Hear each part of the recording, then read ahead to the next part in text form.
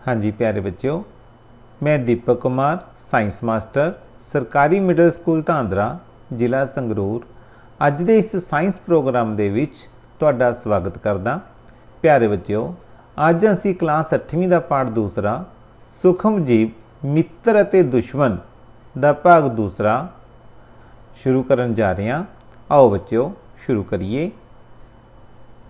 ਸਭ ਤੋਂ ਪਹਿਲਾਂ ਬੱਚਿਓ ਸਾਡੇ ਕੋਲ ਆਂਦਾ ਹੈ ਹਾਨੀਕਾਰਕ ਸੂਖਮ ਜੀਵ। ਕਿਹੜੇ ਆਂਦੇ ਨੇ? ਹਾਨੀਕਾਰਕ ਸੂਖਮ ਜੀਵ ਕਿਹੜੇ ਹੁੰਦੇ ਨੇ?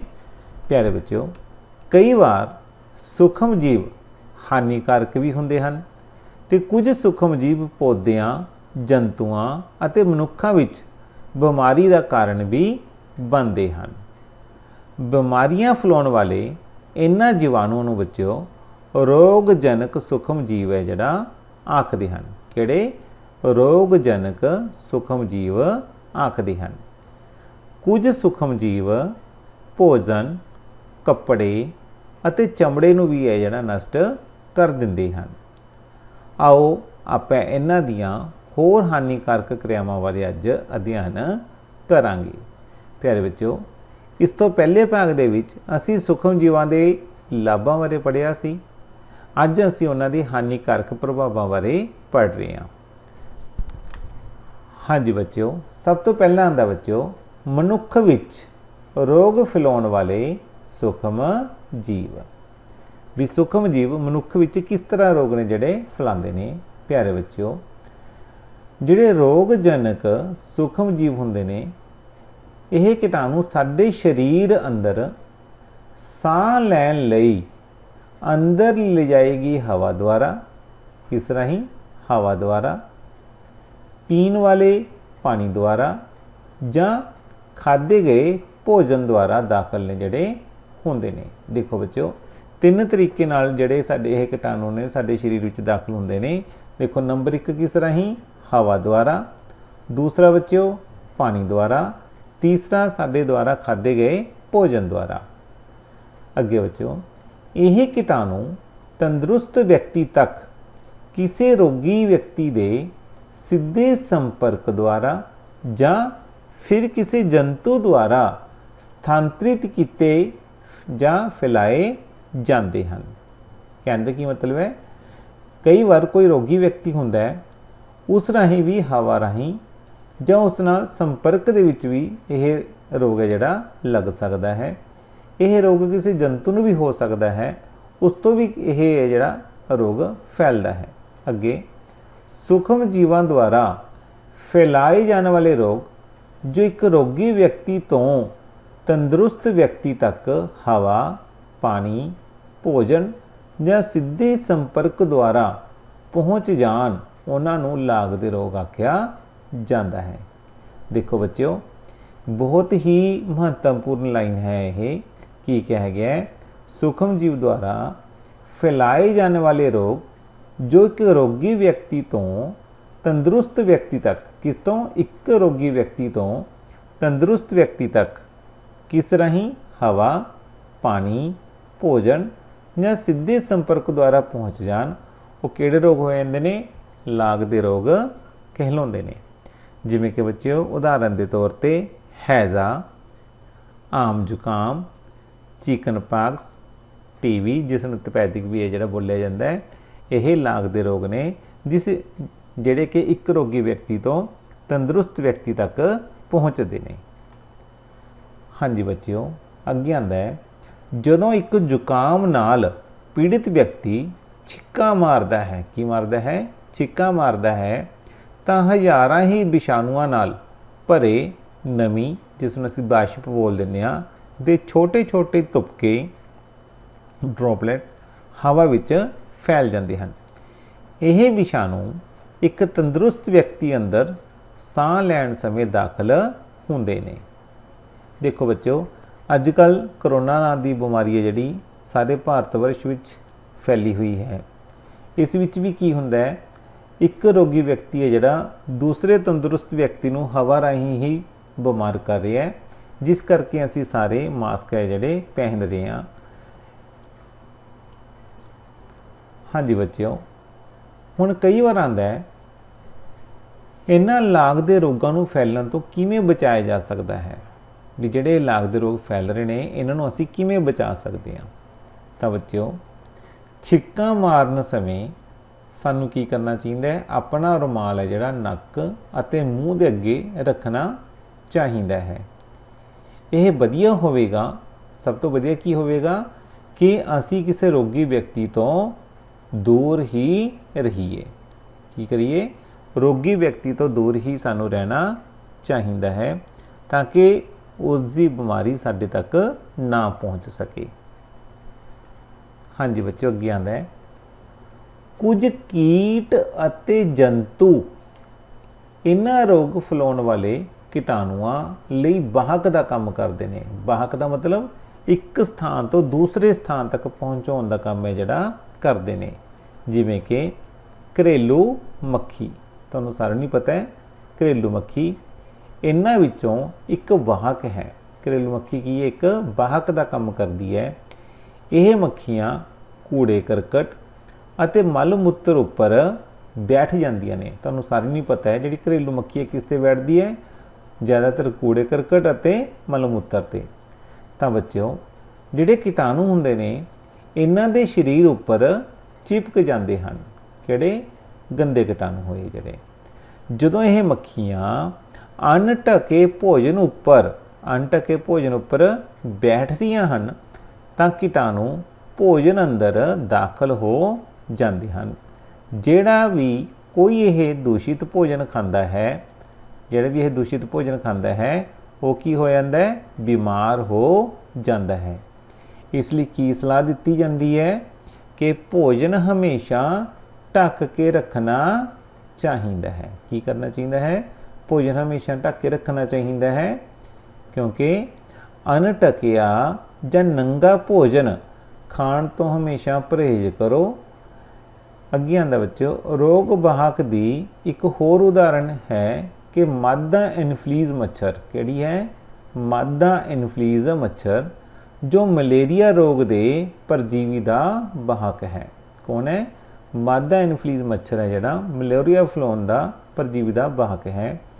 ਇੱਥੇ ਕੀ ਹੈ ਬੱਚਿਓ? ਮਾਦਾ ਐਡੀਜ਼ ਮੱਛਰ, ਜਿਹੜਾ ਕਿਹੜਾ? ਮਾਦਾ ਐਡੀਜ਼ ਮੱਛਰ ਡੇਂਗੂ ਵਿਸ਼ਾਣੂ ਦੇ ਵਾਹਕ ਦਾ ਕੰਮ ਹੈ ਜਿਹੜਾ ਕਰਦੀ ਹੈ।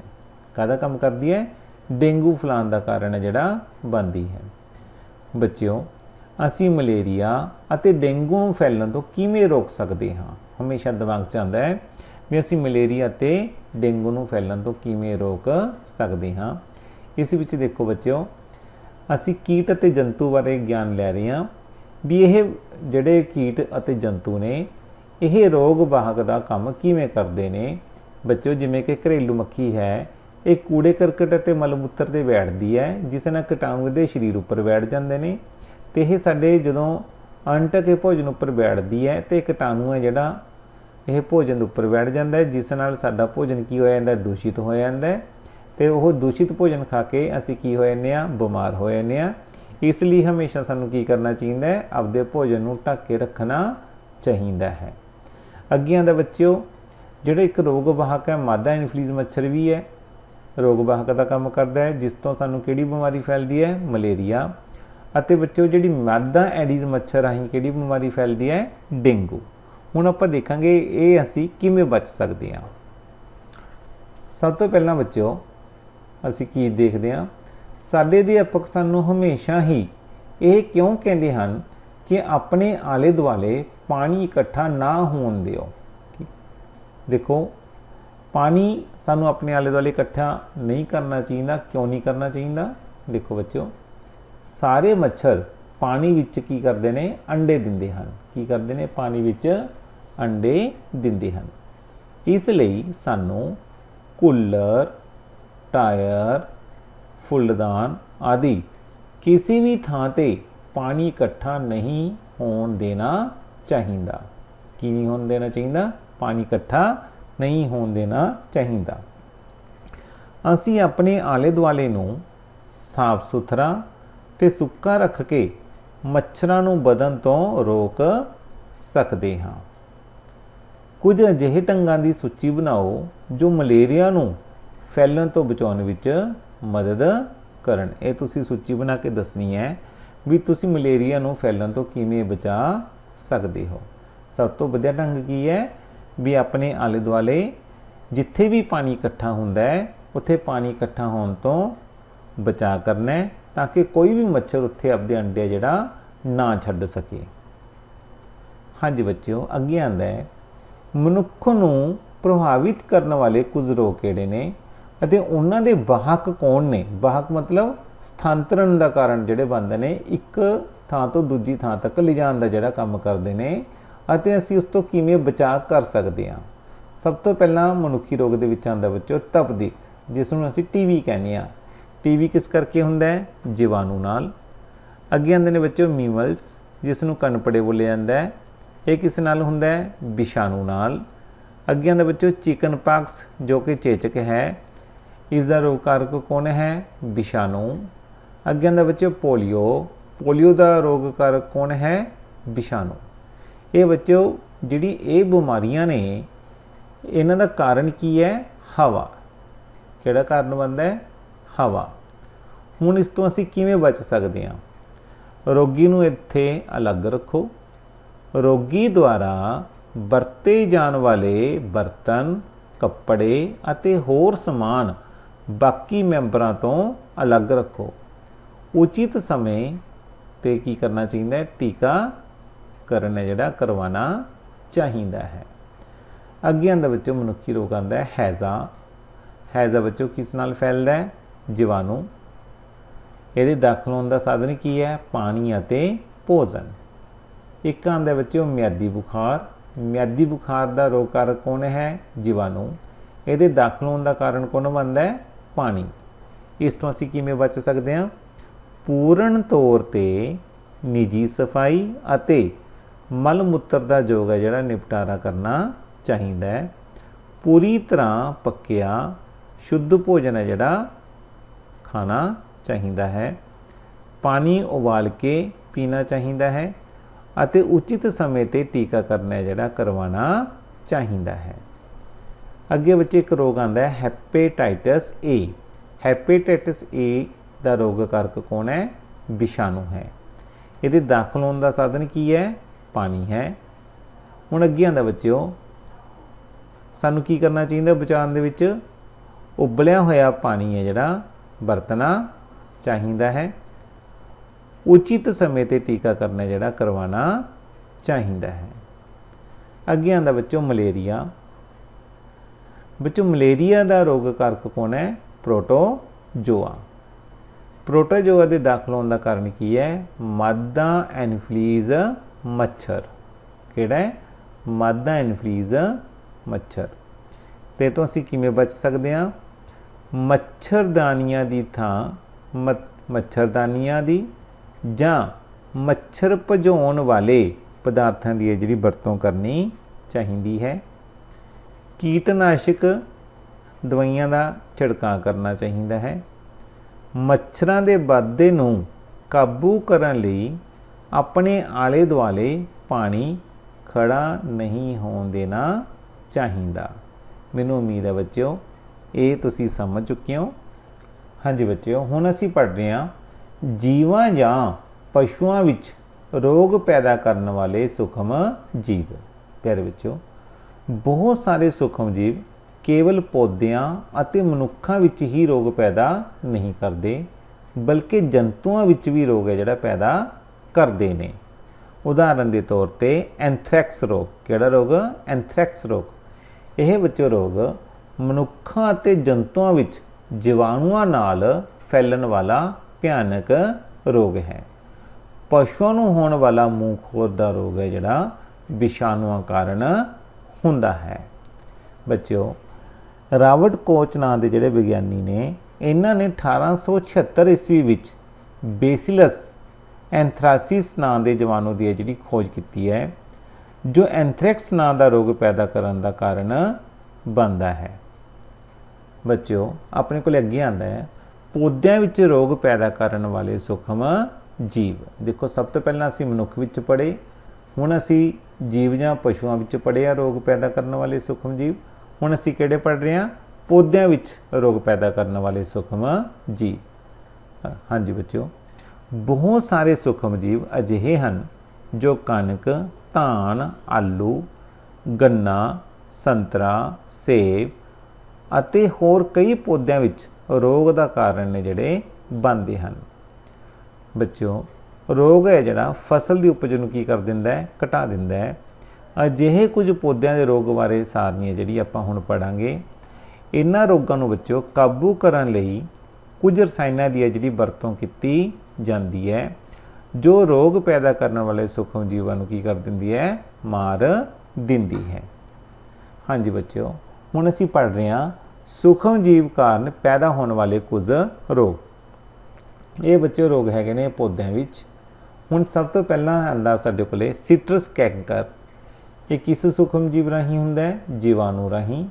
ਫੈਲਣ ਦਾ ਤਰੀਕਾ ਕੀ ਹੈ ਬੱਚਿਓ, ਹਵਾ।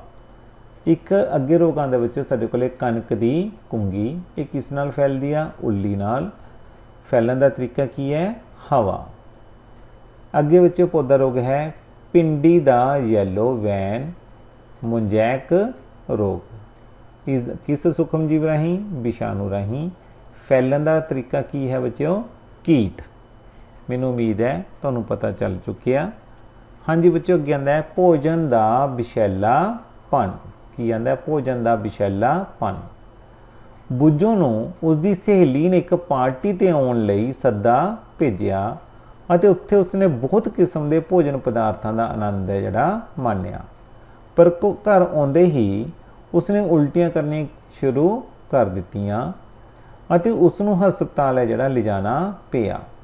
ਡਾਕਟਰ ਨੇ ਦੱਸਿਆ ਕਿ ਇਸ ਦੀ ਅਜਿਹੀ ਹਾਲਤ ਭੋਜਨ ਦੇ ਵਿਸ਼ੈਲੇਪਨ ਕਾਰਨ ਹੋ ਸਕਦੀ ਹੈ, ਵੀ ਉਸਨੇ ਵਿਸ਼ੈਲਾ ਭੋਜਨ ਖਾਇਆ ਸੀ ਜਿਸ ਕਰਕੇ ਉਹ ਬਿਮਾਰ ਹੋ ਗਈ। ਹੁਣ ਇੱਥੇ ਗੱਲ ਇਹ ਹੈ ਵੀ ਪਹੇਲੀ ਹੈਰਾਨ ਹੈ ਕਿ ਭੋਜਨ ਹੈ ਜਿਹੜਾ ਵਿਸ਼ੈਲਾ ਕਿਵੇਂ ਹੋ ਸਕਦਾ ਹੈ। ਆਓ ਜਾਣੀਏ ਬੱਚਿਓ। ਸੂਖਮ ਜੀਵਾਂ ਦੁਆਰਾ ਦੂਸ਼ਿਤ ਕੀਤਾ ਹੋਇਆ ਭੋਜਨ ਖਾਣ ਕਾਰਨ ਭੋਜਨ ਹੈ ਜਿਹੜਾ ਜ਼ਹਿਰੀਲਾ ਹੋ ਸਕਦਾ ਹੈ।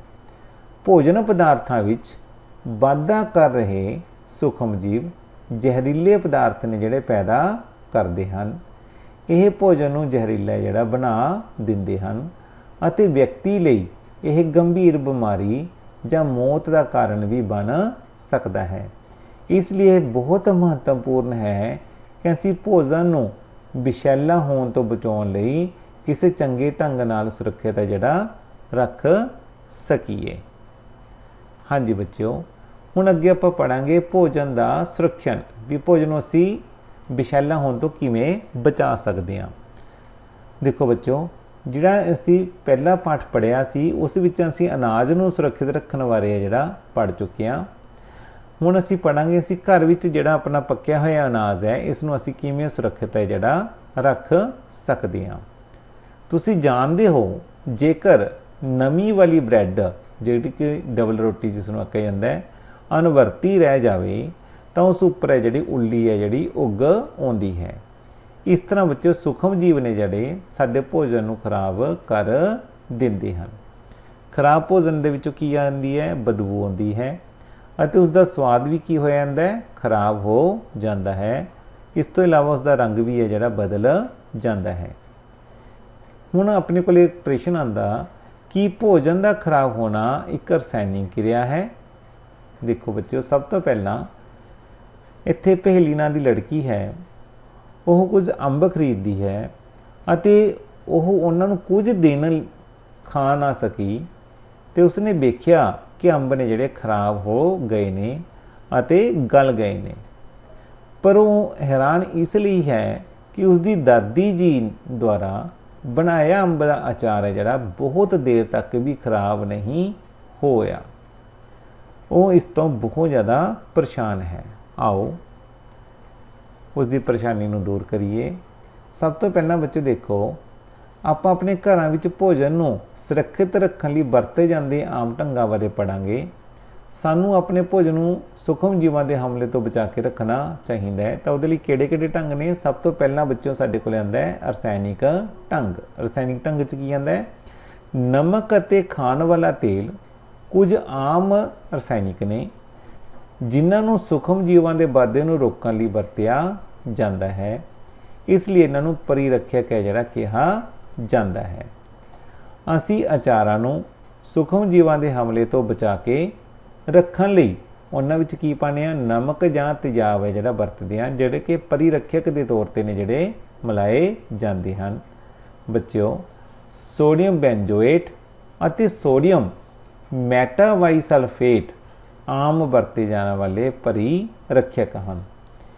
इन्हां नूं जैम ਅਤੇ ਸੁਕੈਸ਼ आदि ਨੂੰ खराब होने तो बचाउण लई ਵਰਤਿਆ ਜਾਂਦਾ है। किस नूं?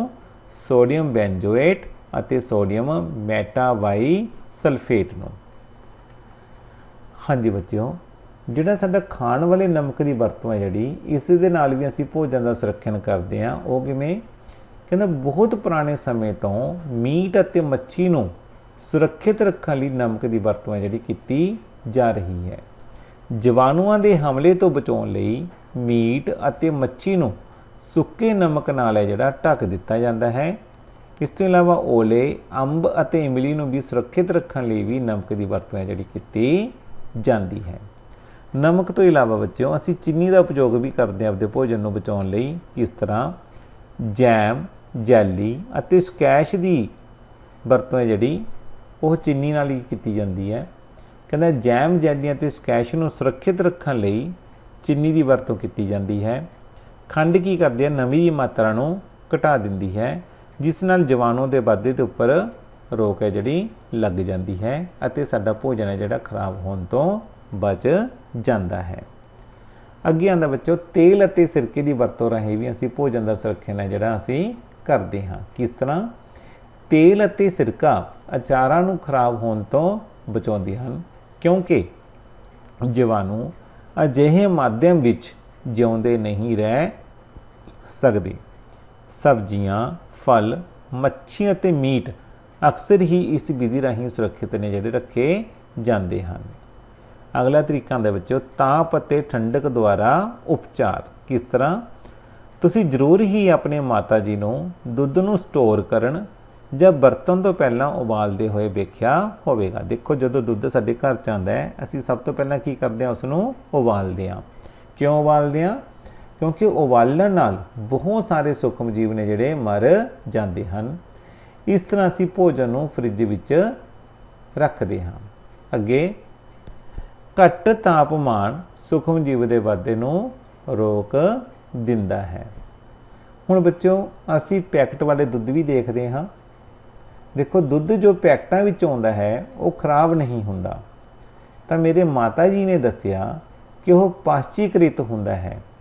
हुण असी जानांगे पाश्चीकरण की हुंदा है।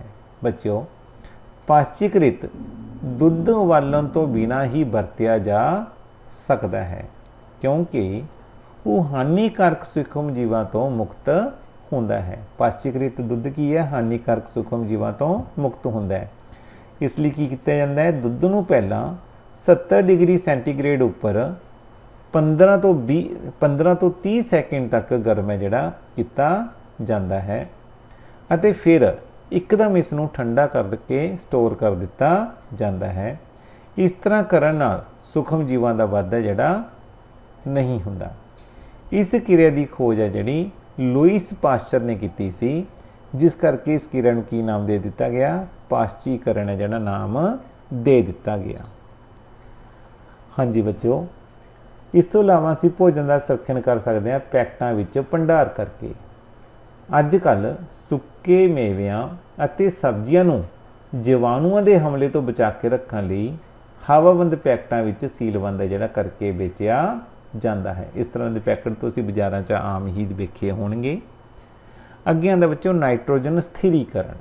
बहुत ही महत्वपूर्ण टॉपिक है नाइट्रोजन स्थिरीकरण। बच्चों, तुसीं 6वीं ਅਤੇ 7वीं जमात विच राइजोबियम जीवाणु बारे जिहड़ा पहलां पढ़ चुके हो। यह बच्चों फलीदार पौदिਆਂ जिवें कि दालां विच नाइट्रोजन नूं स्थिर करन दा जिहड़ा काम करदे ने। याद करो कि जिहड़ी राइजोबियम जीवाणु है ये फलीदार पौदिਆਂ ਦੀਆਂ जड़ गंढां विच रहिंदे ने। तुहाडे सामने चित्र बनिया होया है। ये जिहड़ियां गंढां ने इस विच की है? राइजोबियम नाम दा जीवाणु है। जिवें कि सोयाबीन ਅਤੇ मटर, जिन्हां नाल इन्हां जीवाणुओं दा सहजीवी संबंध हुंदा है। कई बार आकाशी बिजली चमकन वेले भी नाइट्रोजन का स्थिरीकरण है जिहड़ा हो जाता है। पर तुसी जानते हो कि वायुमंडल विच नाइट्रोजन की मात्रा की हुंदी है, हमेशा स्थिर रहिंदी है। तो तुसी हैरान होवोगे अजिहा किवें हुंदा है। आओ आपां हुण अगले सैक्शन विच इस नूं भी ध्यान नाल समझिए। हुण बच्चों साडा टॉपिक जो है नाइट्रोजन चक्कर है। बच्चों साडे वायुमंडल विच 78% की है नाइट्रोजन गैस है। सारे संजीवां विच नाइट्रोजन की एक जरूरी अंश हुंदा है, क्योंकि प्रोटीन, क्लोरोफिल, न्यूक्लिक एसिड अते विटामिनां विच यह है जिहड़ा आम तौर पर पाया जाता है। वायुमंडल विचली जिहड़ी नाइट्रोजन है यह पौदियां अते जंतुओं द्वारा सीधे ही प्राप्त नहीं की जा सकती, सीधी नहीं प्राप्त की जा सकती। इवें मिट्टी विचले कुछ जीवाणु ने जिहड़े अते नीली हरी काई वायुमंडल विचली मुक्त नाइट्रोजन नूं की करदे ने, स्थिर कर लैंदे ने। स्थिर करन तो बाद नाइट्रोजन के यौगिकां विच इस नूं बदल दिंदे हन। एक बार जदों नाइट्रोजन वरतों योग यौगिकां विच बदल जाते हैं तो इन्हां नूं पौदियां दीआं जड़ प्रणाली द्वारा मिट्टी विच सोख के जिहड़ा वरत लिया जाता है। इस तरह नाइट्रोजन की वरतों पौधा प्रोटीन अते होर यौगिकां दा संश्लेषण करन विच भी कीती जाती है। जंतु जदों पौदिਆਂ ਨੂੰ ਖਾਂਦੇ ਹਨ ਤਾਂ ਉਹ ਇਹਨਾਂ ਪ੍ਰੋਟੀਨਾਂ ਅਤੇ ਨਾਈਟ੍ਰੋਜਨ ਦੇ ਯੌਗਿਕਾਂ ਨੂੰ ਪ੍ਰਾਪਤ ਕਰ ਲੈਂਦੇ ਹਨ। ਕਿਸ ਨੂੰ? ਇਹ ਜਿਹੜੇ ਪ੍ਰੋਟੀਨ ਤੇ ਨਾਈਟ੍ਰੋਜਨ ਦੇ ਯੌਗਿਕ ਹੁੰਦੇ ਨੇ। ਜਦੋਂ ਬੱਚੋ ਪੌਦੇ ਅਤੇ ਜੰਤੂ ਮਰ ਜਾਂਦੇ ਹਨ ਤਾਂ ਮਿੱਟੀ ਵਿਚਲੇ ਬੈਕਟੀਰੀਆ ਅਤੇ ਉੱਲੀਆਂ ਨਾਈਟ੍ਰੋਜਨ ਯੁਕਤ ਫਾਲਤੂ ਪਦਾਰਥਾਂ ਦਾ ਅਪਘਟਨ ਕਰਕੇ ਨਾਈਟ੍ਰੋਜਨੀ ਯੌਗਿਕਾਂ ਵਿੱਚ ਬਦਲ ਦਿੰਦੀਆਂ ਹਨ, ਜਿਨ੍ਹਾਂ ਨੂੰ ਦੁਬਾਰਾ ਪੌਦੇ ਨੇ ਜਿਹੜੇ ਸੋਖ ਲੈਂਦੇ ਹਨ। ਕੁਝ ਹੋਰ ਜੀਵਾਣੂ ਨਾਈਟ੍ਰੋਜਨ ਦੇ ਯੌਗਿਕਾਂ ਨੂੰ ਮੁਕਤ ਨਾਈਟ੍ਰੋਜਨ ਵਿੱਚ ਬਦਲ ਦਿੰਦੇ ਹਨ, ਜਿਹੜੇ ਕਿ ਵਾਪਸ ਵਾਯੂਮੰਡਲ ਵਿੱਚ ਚਲੀ ਜਾਂਦੀ ਹੈ। ਇਸ ਦੇ ਨਤੀਜੇ ਵਜੋਂ ਕੀ ਹੁੰਦਾ ਹੈ? ਵਾਯੂਮੰਡਲ ਵਿੱਚ ਨਾਈਟ੍ਰੋਜਨ ਦੀ ਪ੍ਰਤੀਸ਼ਤ ਮਾਤਰਾ ਹੈ ਜਿਹੜੀ ਥੋੜੀ ਜਾਂ ਬਹੁਤ ਹੱਦ ਤੱਕ ਸਥਿਰ ਹੀ ਰਹਿ ਪਾਉਂਦੀ ਹੈ। ਜਿਵੇਂ ਕਿ ਬੱਚਿਓ ਹੁਣ ਇੱਥੇ ਇੱਕ ਚਿੱਤਰ ਹੈ, ਇਸ ਨੂੰ ਧਿਆਨ ਨਾਲ ਦੇਖੋ। ਇੱਥੇ ਮਿੱਟੀ ਵਿੱਚ ਨਾਈਟ੍ਰੋਜਨ ਦੇ ਯੌਗਿਕ ਨੇ, ਇਹਨਾਂ ਨੂੰ ਕੌਣ ਗ੍ਰਹਿਣ ਕਰ ਲੈਂਦਾ ਹੈ? ਪੌਦੇ ਗ੍ਰਹਿਣ ਕਰਦੇ ਨੇ। ਪੌਦਿਆਂ ਨੂੰ ਕੌਣ ਗ੍ਰਹਿਣ ਕਰਦਾ ਹੈ? ਜੰਤੂ। ਜਦੋਂ ਜੰਤੂ ਮਰ ਜਾਂਦੇ ਨੇ ਜਾਂ ਇਹਨਾਂ ਦਾ ਮਲ ਮੂਤਰ ਹੁੰਦਾ ਹੈ ਉਹ ਕਿਸ ਵਿੱਚ ਬਦਲ ਜਾਂਦੇ ਨੇ? ਨਾਈਟ੍ਰੋਜਨ ਯੁਕਤ ਫਾਲਤੂ ਪਦਾਰਥ ਨੇ ਜਿਹੜੇ ਇੱਥੇ ਬਦਲ ਜਾਂਦੇ ਨੇ, ਜਿਹੜੇ ਐਂਡ ਤੇ ਕਿੱਥੇ ਆ ਜਾਂਦੇ ਨੇ? ਵਾਪਸ ਨਾਈਟ੍ਰੋਜਨ ਯੌਗਿਕਾਂ ਵਿੱਚ ਚਲੇ ਜਾਂਦੇ ਨੇ। ਹੁਣ ਜਿਹੜੇ ਨਾਈਟ੍ਰੋਜਨ ਯੌਗਿਕ ਨੇ जीवाणुओं द्वारा नाइट्रोजन यौगिकां नूं मुक्त नाइट्रोजन विच है जिहड़ा इत्थे बदल लिया जाता है। यही फिर नाइट्रोजन है जिहड़ी वायुमंडल विच है जिहड़ी चली जाती है। जदों बच्चों बिजली चमकदी है फिर नाइट्रोजन का स्थिरीकरण करके ये मिट्टी विच वापस आ जाती है। जां नाइट्रोजन का स्थिरीकरण जीवाणु अते नीली हरी काई द्वारा वायुमंडली नाइट्रोजन का स्थिरीकरण किया जाता है ਅਤੇ जीवाणुओं द्वारा नाइट्रोजन के यौगिकां विच स्थिरीकरण करन तो बाद वापस मिट्टी विच चला जाता है। इस तरह यह चक्कर है जिहड़ा चलदा रहिंदा है। बच्चों ये सी साडा भाग 2 जो अज असीं समझिया है। यह वीडियो देखने लई बच्चों तुहाडा बहुत बहुत धन्नवाद। इस तो बाद असीं करांगे भाग 3 विच इस दे अभ्यास दे प्रश्न उत्तर।